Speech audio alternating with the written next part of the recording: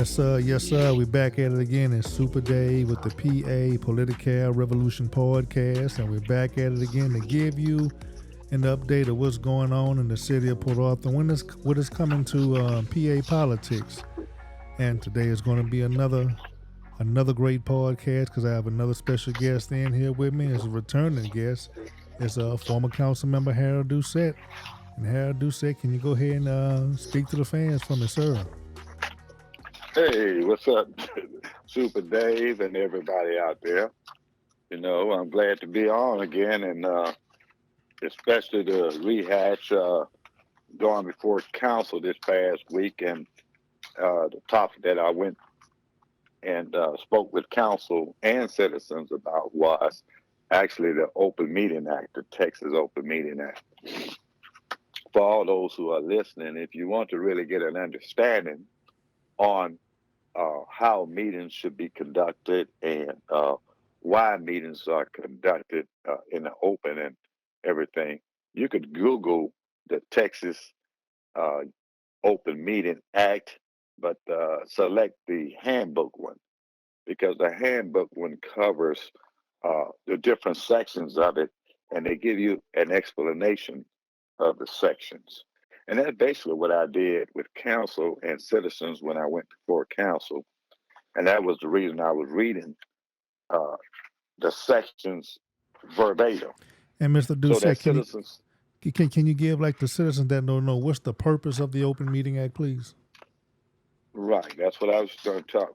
The, the Open Meeting Act is set up so that government business and the government actions they take are transparent.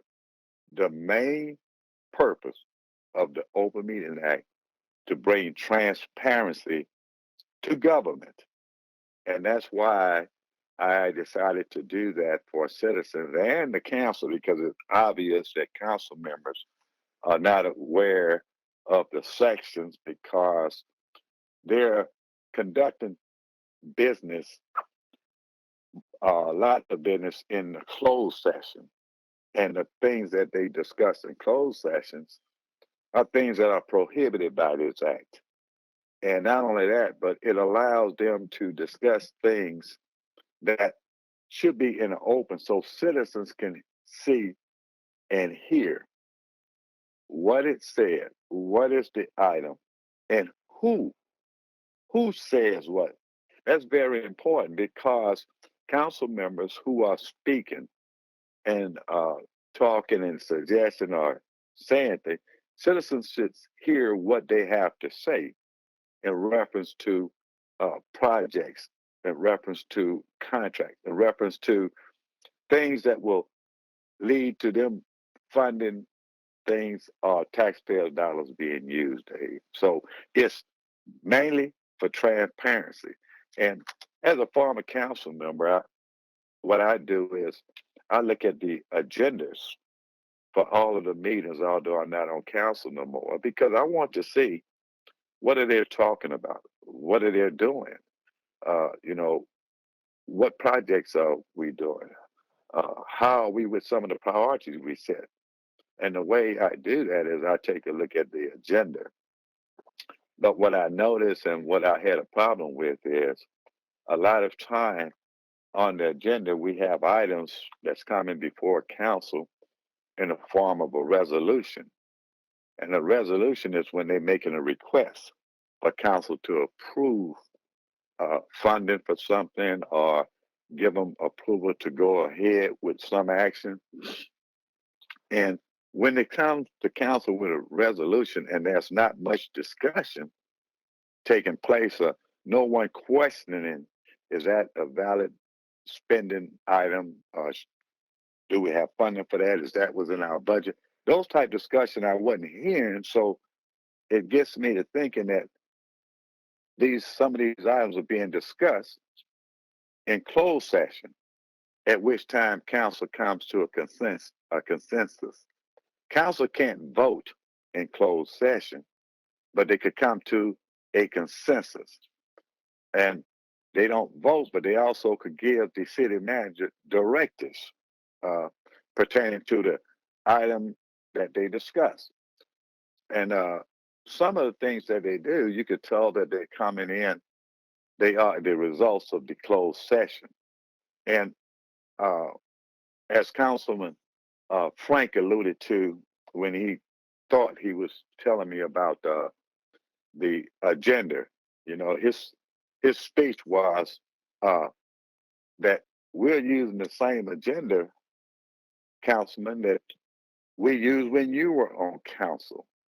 Well, if citizens really don't understand it, agenda, agenda is a format in which the meeting will be conducted. However, the items on the agenda are not the same. Right. They have to fill it in according to what they want. So when he tells somebody, and says, we using the same agenda y'all used when you was on council, no, you're not using the same agenda. No two agendas are the same. Right. The items are different. So basically, the format is the same, but when I was on council, when we go to executive item, we would list items that we're going to deliberate about. And those items that we deliberate about, as we deliberated on them, we would cancel them out or scratch them out. But we did not just put the section that pertained to that in the Open Meeting Act. The example I used when I presented this was the agenda that was dated on July the 5th, the executive session. And on that particular agenda, it says the Closed Meeting Act, and they read the different sections, and they said they will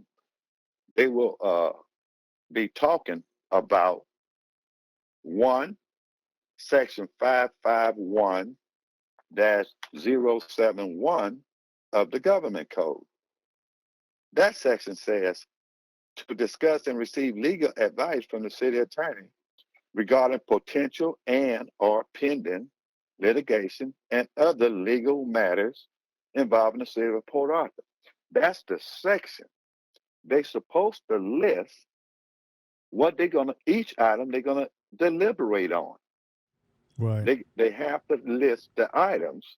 And the reason they have to list the items, because the law says that if a citizen feels that this item should be discussed in closed session, they have the opportunity to challenge it on its validity of whether it should be in closed session or whether it should be open session.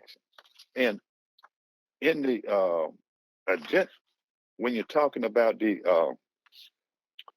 section of the Open Meeting Act that covers that, David, it's the Article 9 of the Closed Meeting Act, Right. A. 9A says, and this is what I quoted in there, and I'm going to read it verbatim to the people who are going to be listening so they can understand. It's not Doucet, and it's not hard for people to understand. It says, State of Texas. there are, right, the state of Texas, openly I say, there are several purposes for requiring the presiding officer to identify the sections or section that authorize the closed session. That's when he named the sections like the 551.071 dealing with attorney consultation. That's what it means. Then it goes on to say to fix the government body. It says closer. It says to cause the government body to assess the applicability of the exception before deciding to close the meeting. That means when they read these items, not only citizens, but the council can make sure that this is an exception to the Open Meeting Act, that they can now go into closed session. Okay. It goes on to say it also fixed the government body's legal position as relying upon the exception specified, meaning now the government body could go into closed session because this section of the law says this meet the requirements and you now could close it. And the Right. last purpose of this, it says, and it's to inform those present of the exceptions, thereby giving them an opportunity to object intelligently. So that's written, that's in the law. And that's why it's important that you list each item that you're going to deliberate on as opposed to giving a section. Right. So it can So, encourage public participation. and no, it's also let you know what they're going to talk about Right. in Right. closed Yes. door. Yes. Yes. Yes. You see, because in a closed door meeting, you're supposed to have a certified agenda. A certified agenda is one that lists the items that you're going to talk about because you're not supposed to talk about nothing else in that closed session. Right. Nothing else. You can only talk about, deliberate on the item for which you listed that you will be deliberating on. And that's why, even though you have an attorney present, you must list these items because you cannot talk about something that you want to talk about because you're in closed doors. Right. You can only deliberate on those particular items. Now, if they had done this and they had followed this, let's talk about the pictures that were on the windows for the holidays. Right. Yeah. When the council members on the window. A perfect example. Had they followed the Open Meeting Act and not violated, they would have had to bring this to discussion in an open meeting. And we would have heard who suggested it. Right. And then they would have had to vote on it. And we would have known who voted to use our money in that fashion because it wasn't budgeted for that. So that's a misappropriation of funds, any money that you put toward this. The other thing is, you didn't do it in the open where citizens could know that you're doing this and you're going to use their money, and you didn't give them a chance to speak on it. Right. See, that's why it's important, and I felt it was important for me to explain this to the citizens, to let the citizens know, pay close attention to what is going on and how we're doing business, because if you're not obvious, if it's not obvious to you and you don't understand it, that is one way of doing things whereby you may know it's wrong, you may object to it, but now you don't know it. Right. You don't know that it's happening. That's non-transparency. That's non-transparency. And that's why I did that. Now, another one that they always talk about is the section that is labeled 551.0741. That one states personnel matters. Now, the Open Meeting Act tells you that when it comes to personnel, you can only discuss certain things in closed session. And the part that I covered in this was, it says, this chapter does not require a governmental body to conduct an open meeting now, meaning you now could go to a closed session. 2, 1, to deliberate the appointment, employment, evaluation, reassignment, duties, discipline, or dismissal of a public officer or employee. Now, the key word in that is a public officer or employee, meaning one.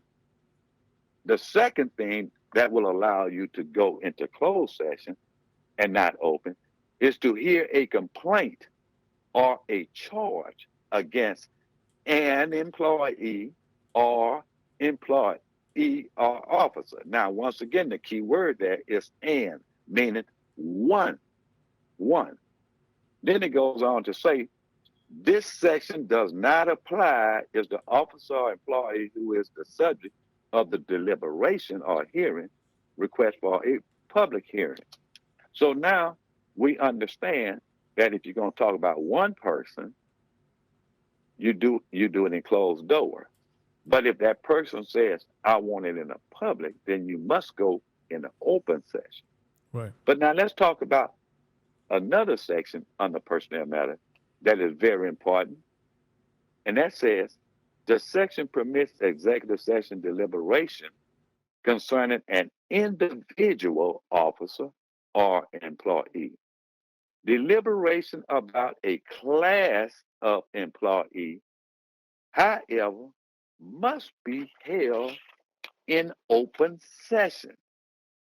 For an example, when a governmental body discusses salary scales without referring to a specific employee, it must meet in open session. Okay. What that means is whenever you talk about a group or more than one person, you don't have to, well, it's not allowed in closed session. It's not allowed because you're not talking about an individual. So therefore, you can't do it in closed session. You have to do it in open session. So when they were discussing the changing the evaluation system of the appointees, that was the city manager, the city attorney, and the city secretary, that should not have been in closed session because they are a group. You're not talking about one of them. You're talking about a group or a class of appointees. So you it wasn't allowed in closed session. So we should have heard them discuss why they want to change this system that had been in place for all these years. Why they want to change this system, why they want to hire somebody just to collect data. Because at the end of the day, the Right. paperwork gonna go where it was gonna go anyway. True. So, but we would have heard who is talking about changing the system and why you want it changed. We would have known who you're talking about hiring. And then we would have heard how you voted for this. And Oh, I mean, we would have seen. just for clarity's sake, you talk about the position that Dr. Thigpen had gotten, right? I was getting to that next. Okay. Now Cool. that don't pertains, that part that didn't pertain to hiring him. Right. The next part of personnel, the last part of what I just read in that paragraph there, it says the closed meeting authorized by section 551.074. That's what I've been reading from, right? Right. May deal with only officers and employees of a governmental body. Closed deliberations about the selection of an independent contractor are not allowed. So that means that if they want to talk about hiring somebody and they wasn't an employee of the city already, it's not allowed down there. So all discussions pertaining to the hiring of Dr. Thigpen should have been done in open session. We Right. as citizens should have heard why you selecting him, who is selecting him, and who's voting for it, and why. But because people have questions about us doing that, that's why they do these things in closed session when this law says you can't. And that's basically why I read this verbatim when I went before council, because I didn't want it to be interpreted as how I see it or this is what I'm saying. No, this is what's written. This is the law. It's not an ordinance of the city. This is a state law. And this law, if you violate it, is punishable and classified as a misdemeanor class C. It's a class C misdemeanor. So the Open Meeting Act, the state forces all governmental bodies to follow this. Not only council, the commissioner court has to go by it. School School district. boards, school district got to go by it. You know, if you are the EDC, if you are a Right. governmental entity, you must abide by this law because this law is to make sure when you're doing business, people know what you're doing. Right. It takes away that behind closed door deal. So the things that they allow you to go behind closed door with is very limited, and they are very specific. And if you look at these laws, when you read the Open Meeting Act, for every section that they talk about, they have a list of cases that you could go and look at and read whereby they was challenged and they had to have a ruling. And it was ruled, you know, because when we said 551.071, which is the one that's nearly always on there for closed session, and it says that's consultation with your attorney. And that law says a governmental body may not conduct a private consultation with its attorney except when the government body seeks the advice of its attorney about pending or contemplated litigation or a settlement offer. Those are the exceptions when you could go behind closed doors with your attorney. And number 2 says, on matters in which the duties of the attorney to the governmental body under the Texas disciplinary rules of professional conduct of the state bar of Texas clearly conflicts with this chapter. That's talking about basically attorney-client. Right. Okay, so she can't do anything to expose that or break that relationship, you know, of how she's supposed to do that. However, it says that pending a contemplated litigation or settlement offer. Then it goes further to say in this portion of the law, another part of it says a governmental body may invoke section 5571, that's this section, to consult with the league, to convene a closed session and then discuss matters outside of that provision. General discussion of policy unrelated to legal matter is not permitted under this language of this chapter, merely because an attorney is present. In other words, when you go down there and you say that we're going to discuss, we want to consult with our attorney, the items got to be listed, because you can't just go down there and say, we consult with the attorney, and you talking because the attorney is present. That's why they let them make it very clear.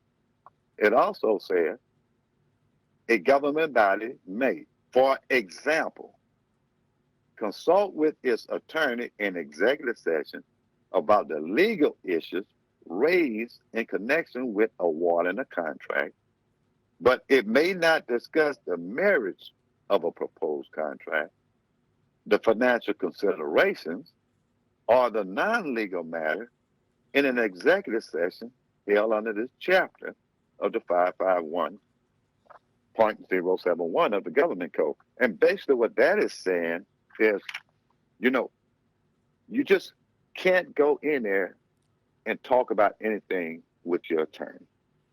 Don't use the attorney as a reason to think you can talk about things. And when you talk about contracts, you can talk about a legal issue, but you don't talk about the financial benefits or none of that's for counsel, and all that should be in an open session. Open meeting, right? So, right. So, you know, when you start doing all these things in closed session, you're depriving citizens of hearing who wants to do what, and at the end of the day, who voted for this? Because a lot of these violations have occurred in closed session, which in turn, some of these deal with funding. That's our tax dollars. Right. Like paying Thigpen, okay? For what job? That the HR director's supposed to do? The Right. HR director been doing it for years. So you're going to take taxpayer dollars and pay him? So, but if you do this in open session, that's when citizens now can go up there and say, and question all these things. And if they don't hear and don't heed, then citizens can now see who voted for this. Because if they're going to vote to misappropriate and misuse our money in that fashion, we need to remember that the next time we go to the polls. Absolutely. That's why the Open Meeting Act forces transparency. And in this particular case, we were getting too far away from it, whereby a lot of what was going on we wasn't privy to. And the only time we would see it is when it comes in the form of a resolution or an ordinance. And at that time, they don't discuss it. So nobody got nothing to say now. They just vote yes. So nobody got nothing to say because they said it all in closed session. Right. But it should have been said in open. And then one of the other properties you see, you always see 551.072. That is deliberation about real property. But that section there, 551.072, that should be the section that should rarely be discussed in closed session. And the reason being, I'll read you what that section says. That section says, a governmental body may conduct a closed meeting to deliberate the purchase, the exchange, the lease, or value of real property if the deliberation in an open meeting would have a detrimental effect on the position of the governmental body in negotiations with a third party. Okay? Now, the reason I say that one should not be used that much, because if the city buys property, what the city does, it has to have the property appraised. And the city can't pay no less than what the appraised value of the property is. So there's no need to deliberate in closed session. If we're going to sell property, okay, if we want to sell property, the city doesn't sell property. Right. What we do is we contract a broker, and the broker will then advertise for it, and we'll give them a window like 30 days. And after 30 days, the broker will close it and take a look at the people who has bidded on this property. And we have to select the bid that is the highest. That's the law. The law says you take bids, and whoever is the highest bidder, that's who gets the property. Right. So why would we have to go and close, though, and talk about the sale of land?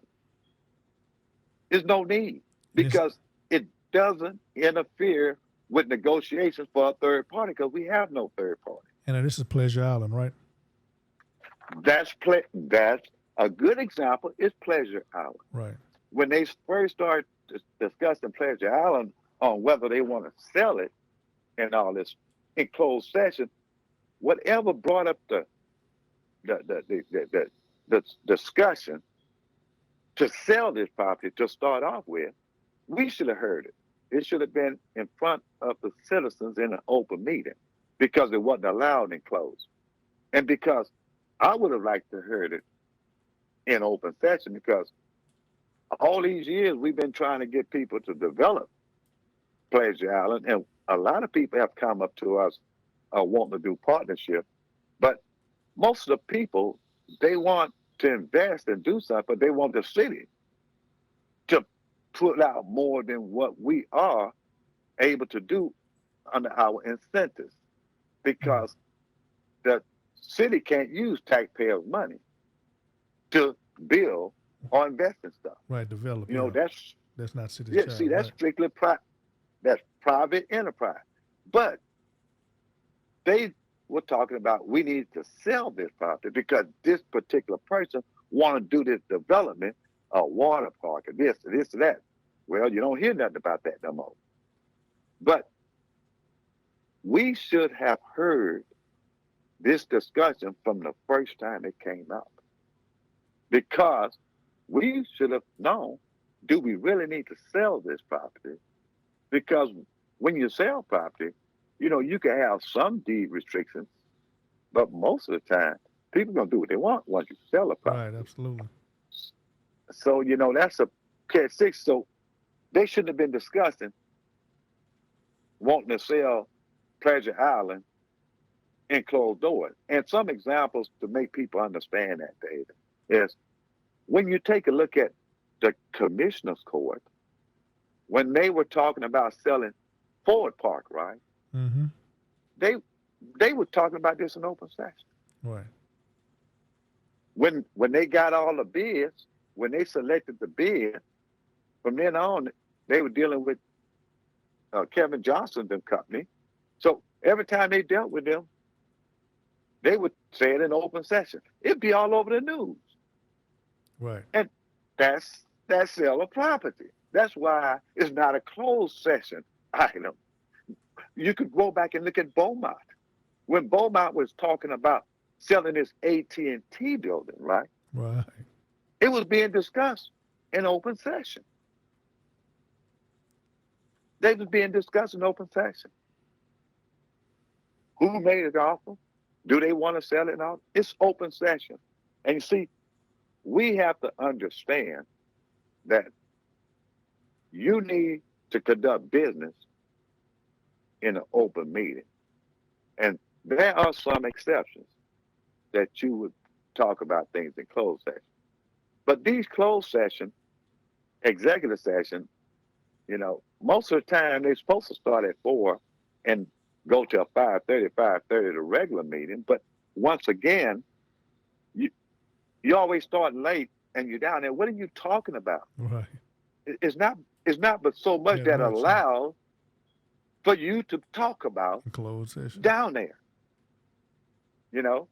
So then we get to some of the comments that were made by Councilman Frank. And it's because of comments like that, when you don't read and don't understand, then you got a tendency to think it's what we do and we do what we want to do. Right. Because if you read in this, then you know what you can and can't do. When he makes the comment about using the same agenda, well, you really don't know what you said because you use the same format, but it's not necessary the same items. Okay, so Okay. therefore you can't say we're doing the same. And then when you say that we get in the agenda Thursday as opposed to when you are on council instead of Friday, what does that have to do with the Open Meeting Act? And you should be better prepared if you're getting it early. Right. But getting it early don't help you if you don't know how to do business Absolutely. and how business is done and what is your responsibility to citizens.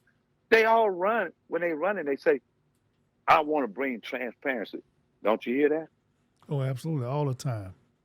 Hey, I want to bring transparency. No, you don't have to bring transparency.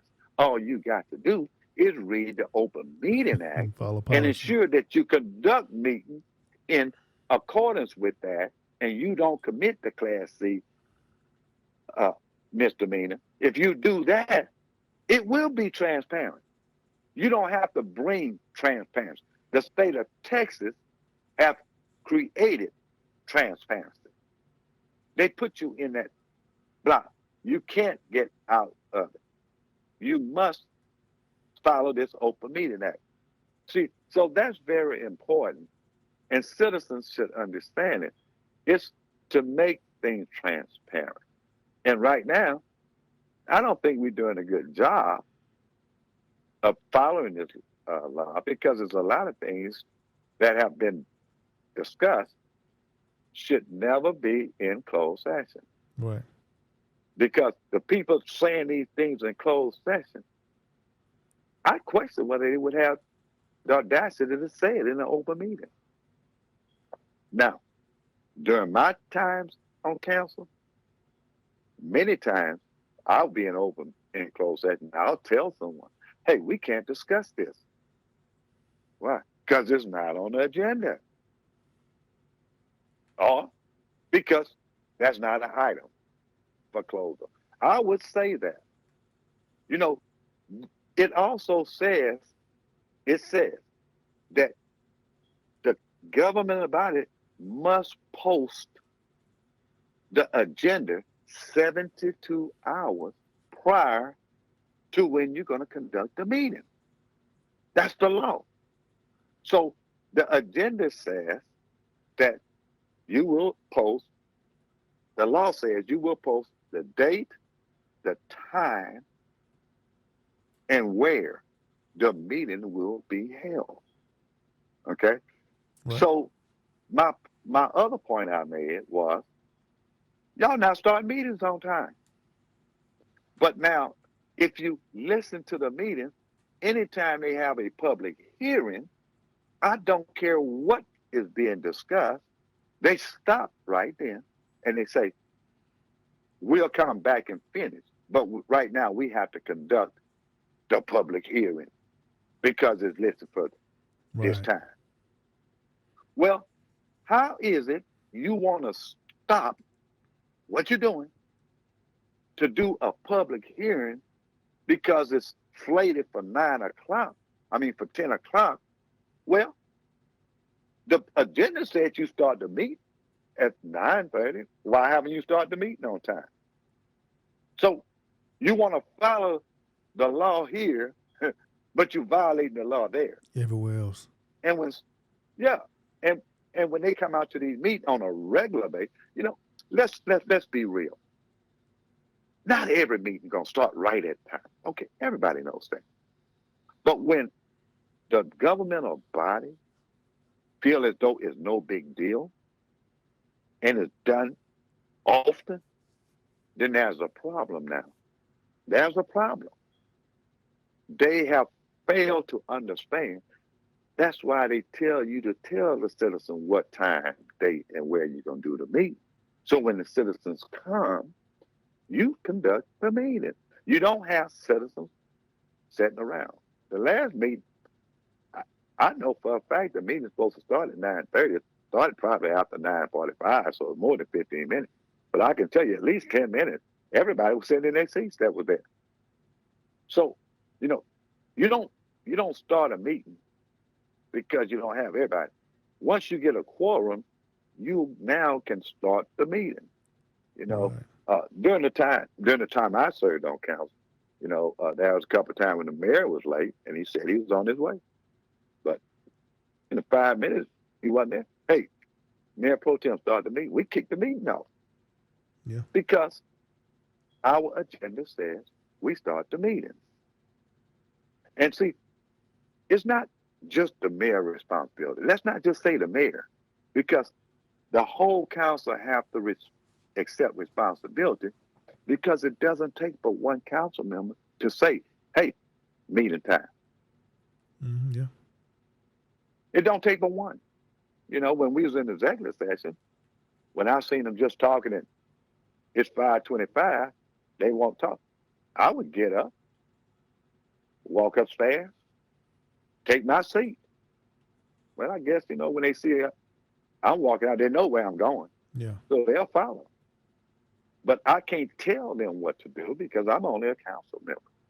But the person that controls all this is the mayor because he is the presiding officer. So Mm-hmm. he starts meeting on time, he ends meeting when they're ended. You see? So that's his responsibility. But when he does not carry out his responsibility, it is now the responsibility of the fellow council people to understand what they are responsible to giving to citizens. And some people may stop thinking. That's why I gave the examples on what I did when I was on council, because I want citizens to understand. I'm not saying this because I'm not on council. Yeah. You're I've on done these council. things Right. when I was on council, and that's why I'm bringing it to citizens, and I brought it to this council because I want them to understand. You all have to read this law. You all have to abide by it. And if y'all read this law and abide by it, I won't have to worry about if you talk about the right things in closed session or not. The law will keep that for us. When Councilman Frank says, If you know what we're talking about in closed session, then that's a violation of the Open Meeting Act. Well, since I understand agendas and I understand what you all are doing, I understand when you come up here and say, well, we discussed this in the executive session. When I hear what you discuss, I know right then it's violating the law. So Right. really, no one is telling me. They telling me, okay, you know, Yeah. they telling me that they violated. Exactly. And You know, it's so funny then they have to understand to it to hear understand it. that. That's what I'm talking Right. Right. about. Yeah, they have to You understand the know, rule to understand that they violate when they tell you. there you go. And the part that I feel is very important is that citizens start understanding this. And I'm going to be going for council more often because we have to be more transparent than we are. And for Absolutely. citizens who don't understand, when you talk about the Open Meeting Act, when you are a newly elected official, you must attend the newly elected official conference within 90 days, 90 days of being sworn into office. Within 90 days, you must attend it. During this conference, the only session where you are required to sign in and you must be present is when they give the session pertaining to the Open Meeting Act. Mm-hmm. That's how important this is. Right. Now, all of the rest of the conference, you can walk out. You may not go because they don't have no sign in. But when they're gonna talk open meeting, everybody coming in have to Yeah. sign in, and you ain't leaving out. You ain't leaving out. You have to attend that because they don't want you to say, "I didn't know." Didn't know. Right. Absolutely. You see, Yeah. and I Because, and, and, and our people have to understand. You have to constantly go back and look at these things to stay abreast to make sure you're doing stuff. And like I said, I'm not a nitpicky, and everything is not perfect. But when you start doing something on a consistent basis, then this must be addressed. Violating this law on a consistent basis, we now have to let you know that you don't conduct the meeting the way you want. You have to follow this law when you conduct meetings, just like all governmental agencies. right. So hopefully they do that. And like I said, uh, I'll go on and speak with them again about not allowing an extra 2 minutes, because uh, since I've been following the politics and government here for the last 12, I have never seen any council refuse a person a couple of minutes to wrap up their presentation or what they're saying because the person talking or presenting, in most cases, they're not keeping time. Right. So really, when they get to where the time is up, they really don't know. So that's why when they ask for a few minutes to wrap up, basically what they're saying was, okay, I know I'm in my time. Just let me finish this. So it was customary that you let the person do that. So those are type things that we have to really take a look at. But hopefully, the people that did not attend the city council meeting or didn't see the council meeting can get a better understanding of the Open Meeting Act. And although candidates promise us when they're running that they want to bring transparency, well, citizens now can really see whether it's transparency Or or not. not by just understanding what the state requires now, and stuff. So, and like I said, when you start doing things like hiring somebody to do something that somebody you paying already been doing for years, that's that's misuse of money, Absolutely. and council has the right to approve this, but citizens need to know who is in favor of this and who voted for it, Absolutely. because you don't just take taxpayers' money when you won't put your pictures on windows. Yeah. The mirrors. We I'm want to still. hear. Yeah. Yeah. Sure. I'm Hey, still we waiting to want find to out the answer hear. on that.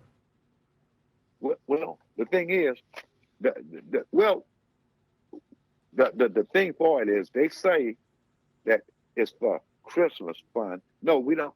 We have a Christmas fund, but if you look, it's clearly designate what it's for. It's for Christmas decoration. Yeah.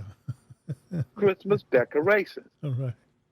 Pictures of council people Yeah, and Christmas. on windows is not No, it's not. decoration. Yeah, no. So that's why transparency must exist in order for us to see if you're spending the money right. Because a lot of decisions you make is involving taxpayers' dollars. We're not gonna be happy about you paying somebody to do something that somebody due to the responsibility cover that we paying, and it's been done for years before you. So I mean, what makes this council so different that you got to pay somebody to Yeah. do what you're paying somebody for? Outside Or contract. you know, yeah. What makes you where you could want to put your picture? I would have loved to hear who idea that was. Yeah. You know, but if they had followed this law, we would have known that. We would have known who wants to put the pictures on the wall, or on the windows at taxpayers' expense. Why can't you pay and put your picture on the wall? Exactly. So we got to be able to see it with that, and that's about it for me, David. With the open meeting, that's basically what I presented to council and citizens who were there, citizens who may have watched it on TV, and now citizens who have not had the benefit of attending the meeting or seeing the meeting. Then now you get an idea that we don't want people to tell us they're going to bring transparency. We don't need no council member to bring transparency. Right. The state of Texas has a law that makes you transparent, and when you're not, you're violating it. Citizens need to know when it's being violated. Right. I'm glad you came So, over here to give us a presentation about that, because citizens really need to know that there are things in place that help you be active in government, help you to understand what's going on, and some things that the council should tell you so you can be knowledgeable. So you can always be a knowledgeable citizen about what's going on with the city and what kind of deals they're making. And I just want to and reiterate and this. Go ahead. and see, you hit the nail on the head. You know, if you're a transparent citizens here, and believe it or not, it's not rocket science. Most of the time, if they're discussing something that you feel is a waste of taxpayers' money, then it probably is. Right. You Absolutely. know, Yeah. You can tell. it probably is. And above all, if they make that decision, it's done. But you want to know who Mm-hmm. wants to waste the money, Right.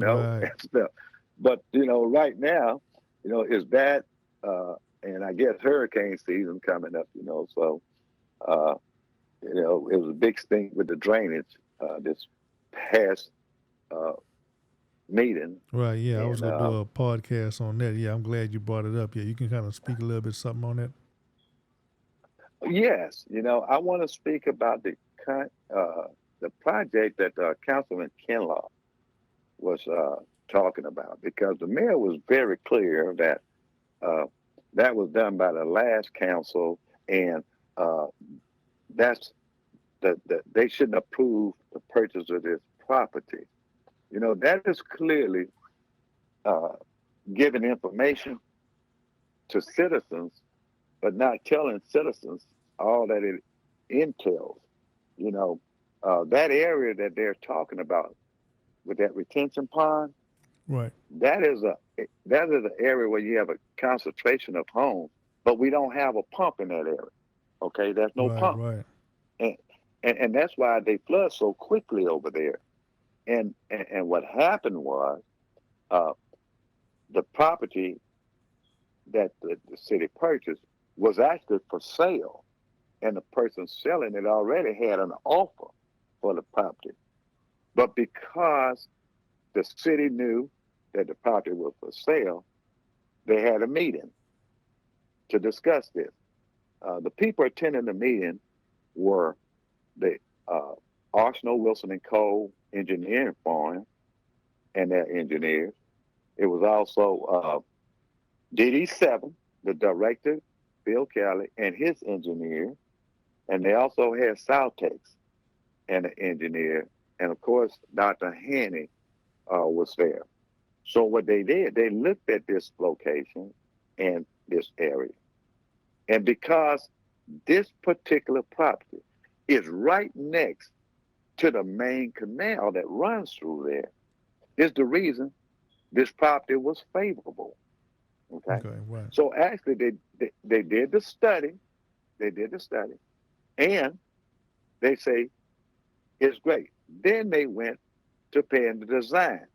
But when the mayor said he shouldn't buy the property, what the mayor's not telling citizens, one, this is for an area where you don't have no pump set. Yeah. And people got nice homes. And you have to get the water off them. And the only way to get the water off them is by a detention pond. And you got the best location. And we've already done the study. We've already purchased property for $800,000. We've already paid $500,000 for the design of the project. And you talk about the property, but this project includes work that will be like on Oakmont.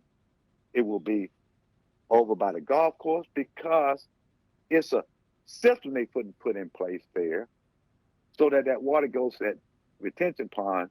And then when the when the canal go down, you just pump it right over into the canal. Right.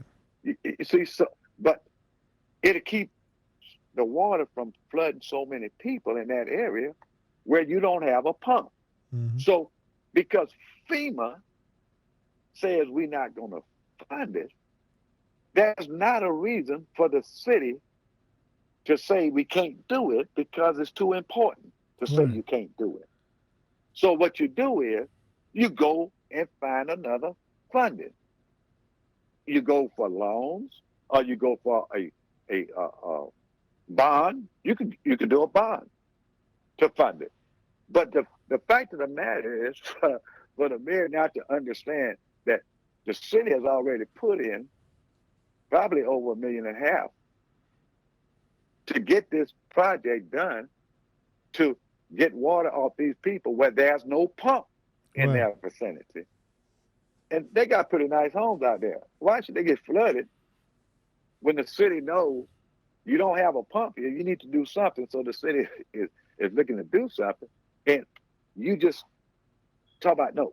See, the problem is when you have council members who come on where decisions were made before they set up to tell the citizens, they shouldn't have did this. Yeah. They did that. What you should do is go and do some research, because what he essentially was saying was, because FEMA don't want funding, all of y'all over here in that Jimmy Johnson area back up in there, y'all just go on and get flooded because we ain't got the money.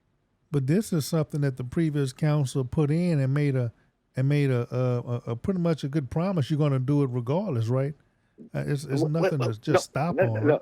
Look, hey, it was approved. You don't spend probably over $1.5 million already. Yeah, you continue with it, right? So yeah, it ain't no turning back, and it's pretty hard for anybody to be against that project. Absolutely. When we have a flooding problems in this city. Hey, you need to go and tell those people over there that this is not good. Or you need to go and tell them it should be on that property, because they studied alternate location before they recommended that the city buy the property. Now, these are all engineers. Yeah. Now, I was on the council when we approved these projects, but when we approved them, we didn't approve them just because of one person. We knew what had been done, right, and we knew we had to do something for the people in that area, especially when there's no pump. Yeah. Pump water off them, and stuff. And where they located, by the time that water comes from Port Neches and Neyland, that man canal is probably full anyway, and that's probably why it can't go nowhere, Right. But this will be enough so that the water. Now we're not saying that there ain't gonna be no water, but Yeah, it won't go in the homes. absolutely. That's the thing. And then Not go into the home. people don't know how the way the drainage system was originally made. Right, Port Arthur's getting water from Neyland and Groves, if I'm not mistaken. We're getting water What from was these. Go ahead. they? Let me tell you, it's a simple thing. The whole drainage system was set up Right. to be gravity flow. Mm-hmm. And what they mean by that is when they started bringing DD7, when they established a drainage system for Uh-huh. these areas, what you had was water was coming from the east and flowing back to the west. Why? Because all of the bodies of waters is over here around Port Arthur. Yeah. So what they did, right? They built these canals to bring that water out to these bodies. And believe it or not, a lot of people say, oh, it's like when they built it, it was a perfect system. Okay. It was good for what it was. Mm-hmm. Because with that canal system and a lot of land, water went into the land, then it went in the canal. So it was good. Right. Back But then. over a period of time, Development. when you started developing, Yeah. putting all this cement down, Right. instead of water going into the ground now, it's Mm-hmm. running off. Right. Okay. Right. Right. Well, it's running off. So what the system that was really a great system is really a bad system now because Right. you got water coming from Neal and Port Nature. The amount of water coming now down here is significantly higher Right. than what it was when the system was built because they've been building too. Yeah. Yeah. Yeah. You Building, know, they've putting been water built. lines, So wastewater lines, everything's. hey, Yeah. so when water used to go in the ground in Potent, it ain't going in the ground. In fact, those two cities can't hardly expand no more because they landlocked. Yeah. Okay, Landlocked. Right. they done Nature's built river. almost on all their land. Okay, Right. Right. so so basically, you know, you're talking about if you want to fix this problem, you would have to probably try to divert some of this water from over there and make it go out Nature's maybe to river. nature in Yeah. another direction. Okay, Right. and it's gonna take a lot of money. Oh yeah. A Okay, lot of money and but time. then Yes, sir. again, but so therefore, we as a city, right? We got to understand government, and we have to understand that when we can't get government to do something, we have to take the necessary step to protect ourselves. Hey, there you go. Okay, you Absolutely. know, Yes, sir. and it's the same as this incident we had where they turned a pump off for water to go into the underpass Right. for the detention pump. Well, no. What we should have done, what we should have done was ensure that that pump was running. Yeah. Now, it was such a significant event in my opinion. I actually done a little checking on it, okay? Right. And what I discovered was that DD7 pumps that feed into and stuff, DD7 pumps, they were not. I mean, the water level in the canals, it wasn't high. It was not high. Yeah. So basically, that area back there, and if any citizen didn't know, but I wrote the area. I don't know why I do these crazy things and I'm not on Yeah. council mode, but I mean, you care. I Yeah, guess you're it's a just caring citizen like yeah, myself. yeah, I'm not on council, but yeah. I'm tearing their hands up, reporting the news, reporting what's Right. going on. So when they have something like that, I get it. I ride around, right? I want to see and stuff. I guess it's just flashbacks. Yeah. But anyway, what I found out PTSD. was that's right on the west side, between 9th and 7th Street, and probably Welford, back toward Houston Avenue. Those areas was flooded. I mean, flooded. It was Yeah. almost into homes. Okay. Well, that's why DD7 canal and stuff was down low over there. That pump with the water level because our water wasn't getting to it. So Right. basically, I don't know what the city has done or what's happening, but there's a problem that's stopping our water from getting to that pump. Right. You see, so basically, uh, between now and the next time they get a hard rain, they better go in there and find out what was wrong and fix that. Because if they don't, you're gonna have the same impact and stuff. But a lot of times, if the water don't get to the pump stations, whether it's ours or DD7, if the water don't get there, it ain't gonna pump water. Yeah, it ain't pumping. So that's why it's so important. But that wasn't exactly dealing with pumps. I think that was stoppage of drainage somewhere Right. that the water did not flow, and it was in a place whereby it was a main line, okay, area where the water is flowing that stopped up right now.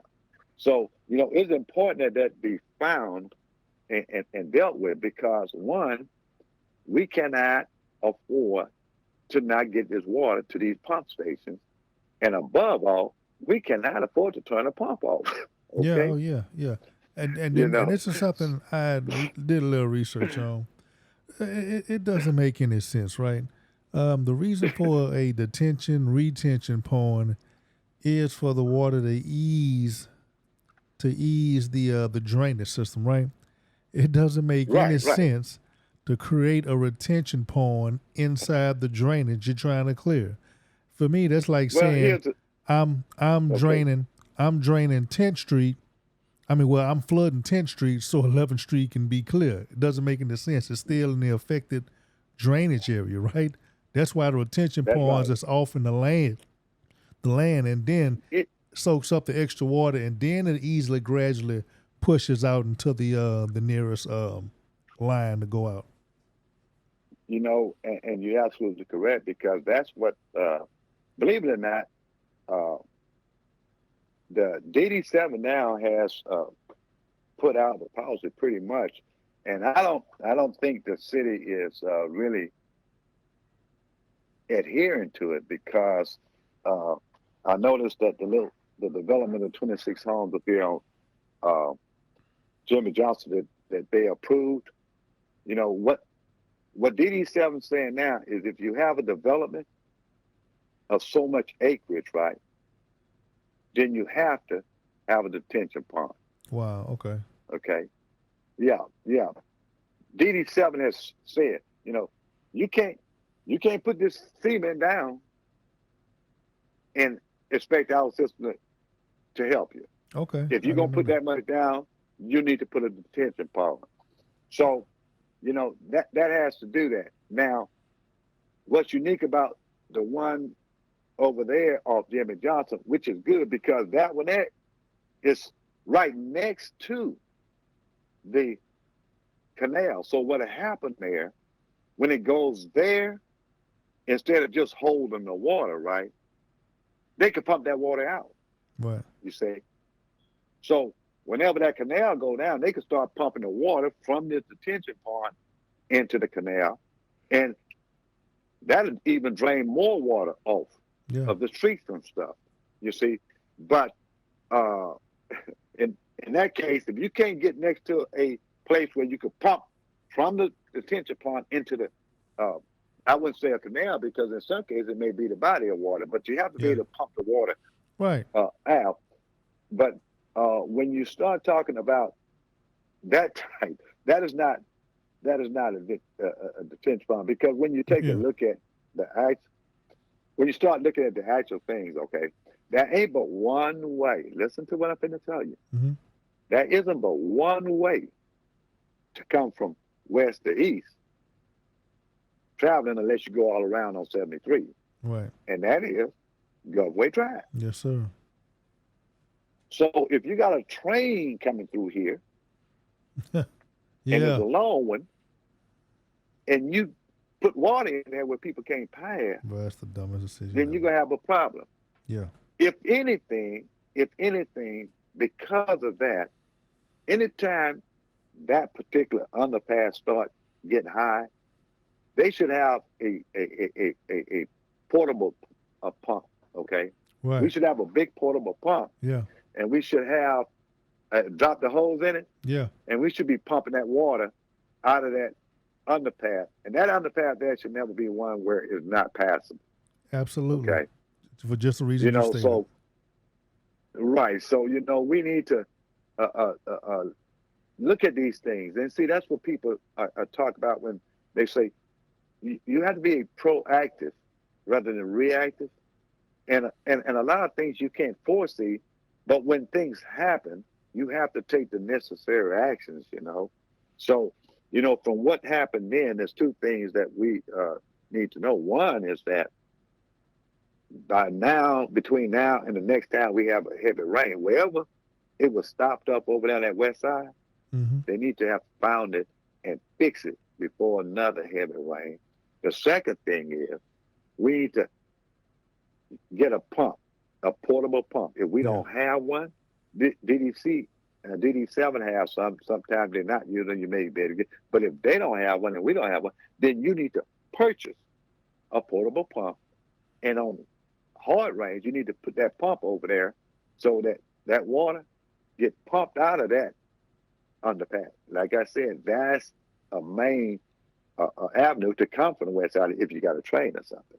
So, Absolutely. these are things that, I think leaders have to take a look at and see. And like I said, some things you can't foresee, but when it happens, then you have to take the necessary actions and stuff. And above all, we can't do things like uh, create a danger or something. You don't fix a problem with a problem. Okay. Absolutely. And that was another thing You too. know, She admitted causing a hazard where the city could be liable. I thought that was just the craziest thing ever. And then yeah, if you notice, she didn't come out for it and say, "Hey, this was intentional. We intentionally did it." She waited after the council kind of was talking about and talking about the problems with it flooding, and then she said that. She didn't say after the first person said, "Hey, um, Gulfway and Houston Avenue was flooding." She waited a while after that, and then she came up with the idea where they intentionally put a retention pond right there for whatever reason. what like I say, a lot of times I don't like to point fingers because point fingers don't fix problems. Okay. What fixed problem is identifying the true problem and then getting the solution and fixing the problem as opposed to who did it, what did it, and all this. But in that particular case, I would like to know who thought it was a good idea to, to use that as a detention pond Right. because that person there we need to talk to and and get them to understand you meant to fix a problem, but you didn't fix the problem. You just created a greater problem Right. And because we can't afford to have decisions made without the severity of them being addressed because you can't really fix something that happened, but you could fix something that it don't happen again. right. And that's the problem that I find us slow in doing is uh, uh, being active enough that if we see something, being able to put a fix in there before it happens again. And I think that's what people talk about when they say being proactive instead of reactive, you know. Right. But this is hurricane season. That little rain the other day, That was nothing. I Yeah. was shocked. Yeah. I was shocked. That ain't no rain. Okay, so I mean, I was just like, and over there where we talk about the clinch part of Demi Johnson, I was I was over there in the plaza up there, right by behind Central Mall, and when it started raining hard, I got in my truck, and within 15 minutes, going down Central Mall and going back and hitting Jimmy Johnson, the street was Mhm. flooded Yeah. within 15 minutes. Yeah. 15 minutes. So, you know, people back off in that Garfield area and all up in there, I don't blame them for having flashbacks from Harvey when water starts coming up toward the house, because you can't continue to ask people to start over again. Oh, heck no. No, it's just not good. And city has to understand, and we have to set priorities. And one of the number one priority always with all elected officials is number one priority is always your public health and safety of your citizens. Okay, that is above anything. Money, nothing should be more important than the health and safety of citizens. Right. When you do 1,000 things that you're spending money for. Well, put the money on paying interest on a bond, but get a bond and fix this. We don't say that. And when you start depending on FEMA to fix everything in your city, yeah, you got a problem, because it seems like you don't want to fix that. That's FEMA fixing. And I think what caused that type of culture, I call it a culture. Oh yeah. I think yeah. What started that type of culture, because we have areas like East Side, but more westerly part of the East Side, and the West Side itself is considered low to moderate, right? So quite naturally, any federal money that counts to Port Arthur, it counts to Port Arthur, but it's directed to the low and moderate income areas, okay? Yeah, the ones that needed the most. So, right. So it's no way. I mean, for them to even think FEMA was going to go over there, I mean, you got to be crossing your fingers to start off with. Okay. But at the same token, if FEMA can't help you, it's still your responsibility, because once again, you're talking about the public health and safety. And there's no price for that. Yeah. There's no price. You don't put almost $2 million out on this project. You need to get out there, go get a bond, pass a bond, get a bond, get you a bond. We did it for streets. For years, they kept saying, we don't have money. Well, when I was on council, we decided, hey, get us a bond. Should we have money now? Well, same way here. But we have money for it, though. Hey, that's the part that thing. Well, the other part of that is when I'm looking at council meetings and stuff, I always hear, we done this, and we're in the process. But when you go back and look at when it was approved or when the money was funded, it's like 2-3 years. Right. They don't have a process in government that takes that long. I mean, any process of getting funded, then going out and getting designs, and then getting the project started. I mean, you're talking about 6 to 8 months. After that, you guys. So anything that's been over a year or something, that's it.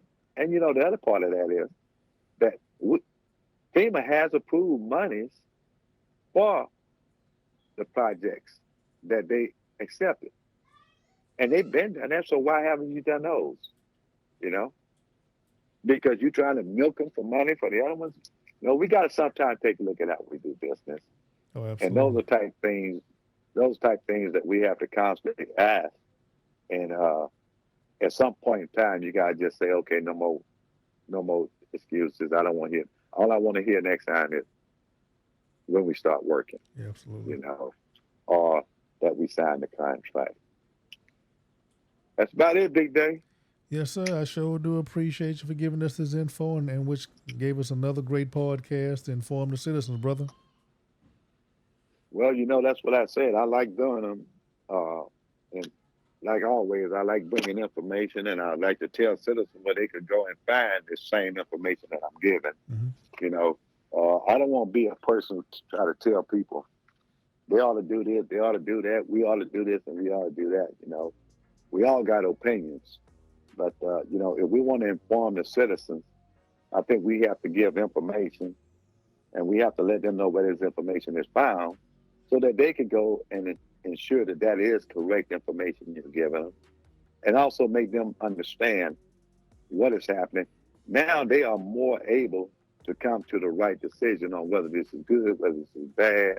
They don't have to rely on people feeding them the propaganda or giving them information that they say, oh, and then it's not the good information. So if we want to inform citizens, the way we inform citizens is give them information and tell them where this information is found, so that they may go and check for themselves, because a lot of time they may even read it and find out, oh, this also, they will gather even more information, Mm-hmm. and they feel pretty confident about talking about things, and also holding people accountable and be able to judge where our city is moving, whether we're moving in the right direction, or whether our elected officials are doing their job. And don't say everybody. It's important that they look at meetings, they hear what people are saying. Don't shoot the shotgun. Look at what people are saying, what the people are doing, and if they know what they're doing. Because everybody could sell you some bit of goods. Oh yeah. Sometimes they could talk. They could give you information. It's just like campaigning. They just give you information because they figure they don't know better. So what I hope to do, and I think what the podcast does, I know what the podcast and the information I've had does, it allows people to get information, and they can decide for themselves. I don't care whether you agree or disagree. The fact of it, you go read it and it's written. So if you agree or disagree, you're not really disagreeing or agreeing with me. You disagreeing or agreeing with what is written. And what is written normally is good for us, okay, if we do that. We should never have to worry about doing things. I think that's where we have problems, when we have people who don't follow what is written. Right. They want to do what they want to do. Absolutely. And that's where the problem comes in, especially when they don't know. Okay. Mm-hmm. Well, Yes, sir. I hope I gave some information for you. Right. Oh, yes, you have. Yes, you have. You pretty much gave us a lot of information. And on that, I'm going to go ahead on in the podcast. And everybody, I do appreciate you for listening. Take it easy. Peace. Thank you.